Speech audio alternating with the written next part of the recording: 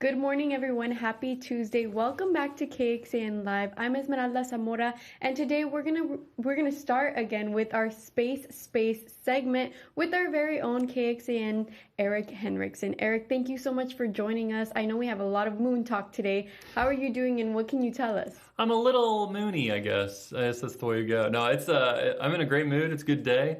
It's gonna be fun. We got a lot of moon talk is the best way to put it. A lot's happening with the moon recently. It's kind of interesting.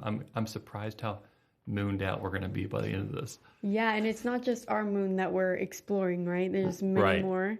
So yesterday, NASA announced the Europa Clipper, which is their trip to Jupiter's moon, Europa, is a go. So we'll start there. We'll start with Europa because it's kind of the cool new thing. Yeah, Europa Clipper, it's going to launch on October 10th of this year. They just got final approval. It's our trip to Europa, Jupiter's moon.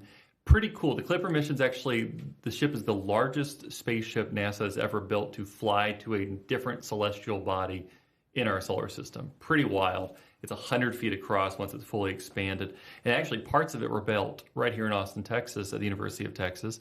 There are several labs and several experiments that have been done there. And the whole point of the mission is to explore Europa. It's going to take us several years, I think it's 6 years to get there and witness this moon up close. But what we're going to do is scan it. We're going to inject radar into it. We're going to record it. They're going to fly just 16 miles above the surface of Europa, which is expected to be, Europa is really cool because with Europa, it's an icy shell that's covering an active ocean, and it's one of the places we expect, hope, plan, maybe, think, hypothesize there may be alien life in our solar system.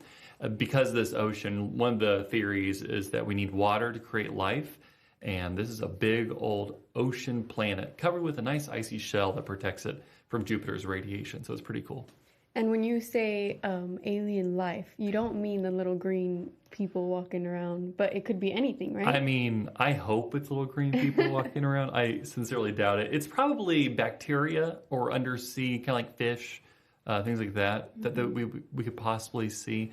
I don't think we're going to see anything very big or with big technology, mainly because we would have detected it by now. This is a wild conversation already, isn't it? Mm-hmm. We would have detected some sort of technology by now, but I could anticipate us or expect or hope or hypothesize that we'll see some sort of microbial life, something very, very small in the early stages. There's a thing called the Goldilocks zone, or Goldilocks zone, sorry, it's a belt. Goldilocks belt, there we go. The Goldilocks belt, where it's the area around a star where life is expected to develop. The Earth's in that zone. I think Mars and Venus are on the edges of it. It's a certain distance from the sun where you get enough heat that you can develop without being too cold, too hot. It's Goldilocks, right? Jupiter is way outside that Goldilocks zone, but it emits a lot of heat due to the massive amounts of radiation it produces. So there's a potential that this moon, while icy on the outside, that liquid core, which is also developed, I talked to a researcher a few years ago, and part of that reason it stays liquid is because of the massive amounts of gravity that Jupiter is exerting on it that allows that ocean to stay there. But there's potential that, yeah, because it has an ocean, because there's heat, because there's movement, it could potentially have life in it. Who knows? And how big is this spacecraft? So it's 100 feet across. I think it's 100 feet. I'm double check. 100 feet once it's fully expanded. So it's a little tiny pod, and then it kind of goes out into space, and then it has these solar sails. Not solar sails, but we're going to talk about that in a second. But solar panels that will extend out to power the thing, and those are 100 feet. So was it a third of a football field? It's pretty big. So we're going to have a 100-foot aircraft on Jupiter's moon sometime soon, right? In the next few years, it's going to do a couple dozen flybys of the moon and just scan it and send all that data back. It's pretty cool. It's a cool mission. And yesterday, it got final approval from NASA. So it is a go, October 10th. So what's that, a little more than a month away? A little less than a month away. Wow, it's September already. I know. So less than a month away, we're going to get our launch of Europa Clipper. Pretty cool. Pretty cool. And moving on to the next topic is the Earth's moon, right? Right. Let's talk about the Earth's moon. So NASA is launching the Artemis missions in the next couple of years. We've already launched Artemis 1. Artemis 2 is coming up. By Artemis 3, we plan to land on the moon. And one thing we need to be better at when we get to the moon is finding our way around the moon. Back during the Apollo mission, they had some old school technology to find their way, kind of maps and GPS kind of the era. Well, NASA needs that stuff now. So they're asking you, people in the public, to help them develop new tools to get them navigated on the moon. That's the whole idea. So this is the NASA Lunar Navigation Challenge. There are actually two challenges here. The first one is just developing some sort of navigation device. They must provide accurate, user-friendly tools that can function on the moon's surface, even while astronauts wear pressurized gloves. So that's the requirement of that challenge. The second challenge is the Shackleton Crater Exploration Challenge. So one of the things we're doing with Artemis is visiting the Shackleton Crater. It's on the bottom side of the moon, the southern pole of the moon, where there is actually ice. And with ice, that's water, which means we could use that water on the moon, but also potentially life. I don't think that's going to be the case here. Like I said, water equals life, but potentially ice that we can use to, hydrate ourselves once we're on the moon. So that's pretty cool. So that's the Shackleton Crater Challenge. It's the second challenge. They need devices that can map, characterize, quantify the crater's condition while sending data back to NASA and just help them explore. Now, the cool thing about these challenges, you can go through our website, kxan.com. We have a link to the submission if you're interested. They can win in the first challenge, just developing some sort of mapping tool that astronauts can use. There's $15,000 up for grabs. That'll be shared among several winners, or maybe just one winner, depends. The Shackleton Crater Challenge has $30,000 that are up for grabs. So there's quite a bit of money here up for grabs for people who are interested. And those submissions are due by November 25th. Again, you can go to our website, kxan.com, go to the story where this video is currently posted, and it's listed halfway down the page. You can get that link. It's kind of a wide open, hey, give us any ideas sort of thing. So give them any sort of ideas. They're looking for things that people in a spacesuit can activate. If you've ever worn winter gloves, imagine that 10 times worse and trying to explore space in those. So you want something. So yeah, exploring the moon just a few years away. They need some devices to do it. They're asking for your help. Those are due by November 25th of this year. Well, that's awesome. Not only do you get to take part in that moon exploration, but you also win a prize while doing it. Yeah, I think $30,000 sounds like a pretty good reason to get involved. If I had any sort of technical prowess, I'm pretty good at computers, but I can't build stuff. I mean, Legos, I guess. But yeah, I would enter Yeah, if I had any too. sort of technical prowess. If I had the capability, I would definitely be entering that I mean, challenge. $30,000, that's a good chunk of change. I'm going to tell you what, I like that for sure. We're going to keep talking about the moon, though. This week, September 14th, Saturday, is the International Observe the Moon Night. This is NASA's annual observation of the moon. That's what it is. It's like, hey, let's celebrate the moon a little bit. Let's get astronomers out there and check out the moon. The moon's really cool. It provides so much for our planet. We don't have tides without the moon. It provides protection from asteroids and meteors. Yes, it really does do that. So does Jupiter, by the way, but let's talk about the moon right now. So they're asking people on Saturday night to go out and observe the moon. They're going to be doing a live stream. NASA will be. You can go to their website. We also have a link in our web story. You see there's a theme here. I got you all the links in one location, kxan.com. Check that out. 123 countries participated last year. Almost 1 million people were involved. Really, really cool on that. They'll be doing their NASA event at NASA's Goddard Space Flight Center in Maryland. It'll host the event that night. You can watch. They're going to have all sorts of activities and things you can do. But just take a chance to go out and explore the moon with your eyes, pull some telescopes out. If I recall, the weather is looking pretty nice this weekend. If that's the last thing I saw, it looked pretty good. So it's a good chance to go out and look at the moon. It's going to be at first quarter, so it's going to be like a little crescent, which means you'll get a nice view of that beautiful little sliver of the moon. It's not a full moon. Here's a bunch of full moons. These are cool, but you'll get a sliver of the moon this Saturday night. So check it out. It's supposed to be pretty cool. NASA does it every year. Get a good reason to go out and look at the moon. And next, you have solar sailing through the stars. What is that? Have you seen Star Wars Episode 2, Attack of the Clones? No, I have not. Wow, okay. Sometimes I feel really old at work.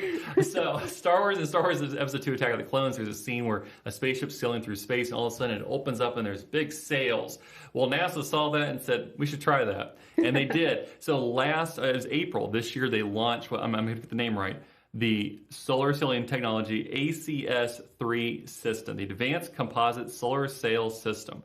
They can't give these things simpler names. They can't just name it Jeff. It has to be the Advanced Composite Solar Sail System, so ACS-3. An acronym for that, maybe. And that's the acronym they went with, was ACS-3. Anyway, I'm not in charge of naming things. If I was, there'd be a lot cooler names of things sometimes. But what this does is this right here. It's a small spaceship, very, very small, and it actually deploys sails. Think about a sailboat in space. Mm-hmm. There's the actual size. I'm talking about small. It's very, very small. The sails, very, very large. And it actually rides, on Earth, we ride the winds. In space, we can ride solar winds. So that's what it's doing. It's sailing through space. This is a test to see how applicable this could be. But this technology could be really useful for deep space exploration. Why we do it is jet fuel is heavy. And to carry it into space means you have to have a lot more of it just to get there. And it's limited.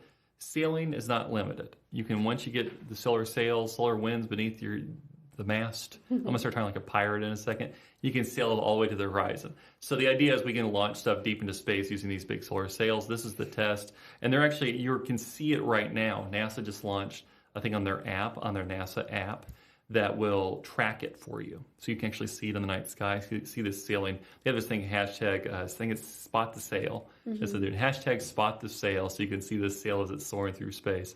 So if you want to get a chance to check that out, you can get their app, check it out. You can also probably use several other observation, star observation, stargazing things. They'll probably track it. I have a few different things I use, but NASA just launched theirs. So check this thing out. It's pretty cool. It's going to allow us to, if this is successful, allow us to build more of these and get some really deep space exploration done, a lot more deep space exploration done with a much cheaper, much easier thing to do.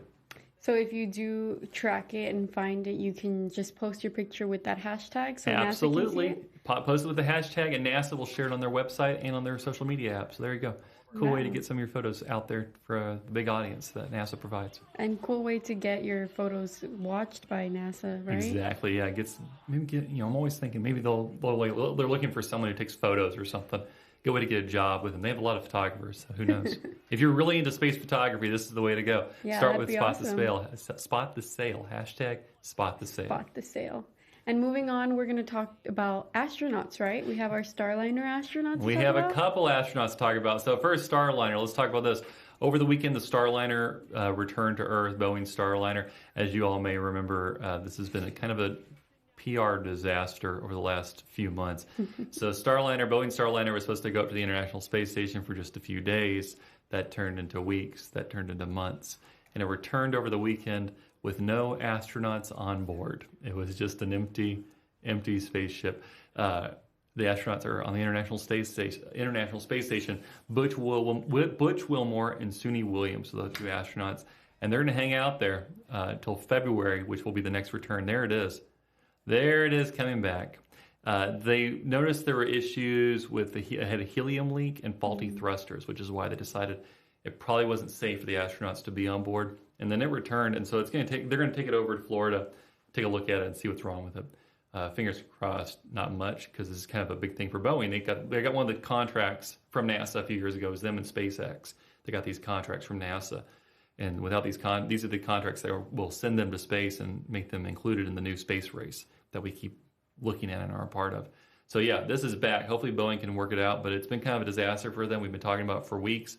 These astronauts are now stuck on the International Space Station. I was talking to some people this morning, and they were saying, oh, well, what are they going to do this whole time? I mean, they're going to work. They've got a lot of stuff to do on the International Space Station. There's a lot of experiments that are ongoing. And yeah, for these astronauts, they've both been up to space before, so this isn't like, oh no, we're stuck here. And also it's kind of a dream, so you get 8 months up there, which is pretty long. But I always think like I'd love to go to space for like a month. Maybe max.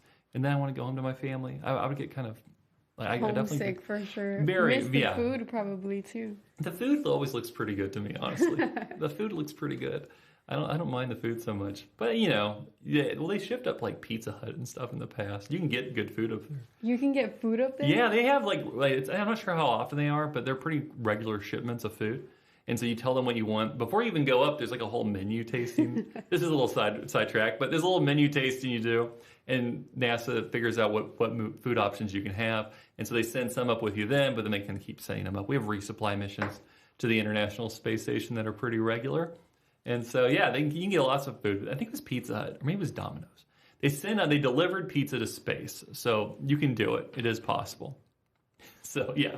So they're going to be stuck up there for a while. They will have food. They will have supplies. The good thing about the International Space Station, while cramped, it is a living, working, breathing facility. It's been going on for 20 years. It is coming down in a few years here. It's time for it to be retired as we build the next one, which will be called, I think it's the Gateway. That's going to be built at the moon, though, so it's going to be a little further out. But we're going to build the next big space station there, and that'll be used to get to Mars. So International Space Station has been a great effort around the world, but it's time to end it. But until then, it's going to serve as home to these 2 astronauts till February, when they'll get to ride a SpaceX capsule down. So I feel real bad for all those involved, because Boeing is a big deal, and they've just had a rough year when it comes to PR. And now SpaceX is the one who's going to have to rescue these 2. But I'm sure that doesn't look great. NASA learned, and the team learned from what happened. Right. That's the thing. NASA always looks at every failure as a success, because you can learn something from it. So they're going to learn stuff from this one for sure. Yeah. For sure, they're going to learn stuff. It's sometimes hard to overcome that PR problems that are going to come with that. So what people think in the future is a good question. Final thing, this announced this morning, Polaris Dawn, which was SpaceX, we'll take it to SpaceX, their rocket launched this morning. Jared Isaacman, a billionaire, is the captain of that mission. This is going to be the furthest out we've gone in an orbit since the 66, since Gemini, I think it was 2 or 11. It was a doo-doo, so I'm not sure if it was 2 or 11. But this is the Gemini program. This is the furthest out we've been. It'll be just 20 feet further out in the orbit, but very far, and they're going to open up the hatch, and they're going to do the spacewalk. It'll be the first spacewalk by a private citizen. I guess it also includes first spacewalk by a billionaire. Jared Isaacman's going to go out, and they're going to go out there. They'll be out there for 5 to 6 days. They only have enough oxygen for 5 to 6 days. I was reading about this before I walked downstairs. 5 to 6 days is all they get, and once they open that hatch, that's it. They have stuff in storage, obviously, but they use up a lot of that oxygen when they open that hatch up. There's a whole pressure thing they have to worry about.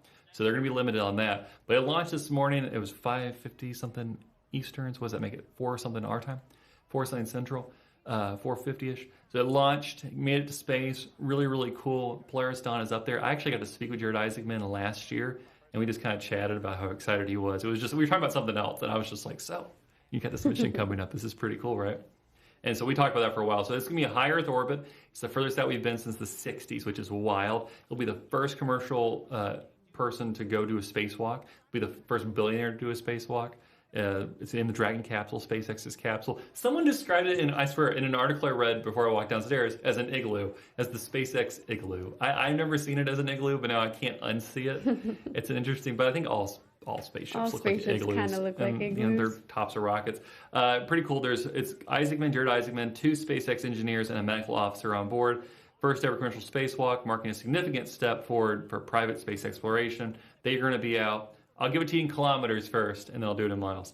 1,400 kilometers from the Earth, 870 miles above, so 870 miles out. This is the current orbits, beyond the current orbits of the ISS, the International Space Station, and the Hubble Space Telescope, that far out.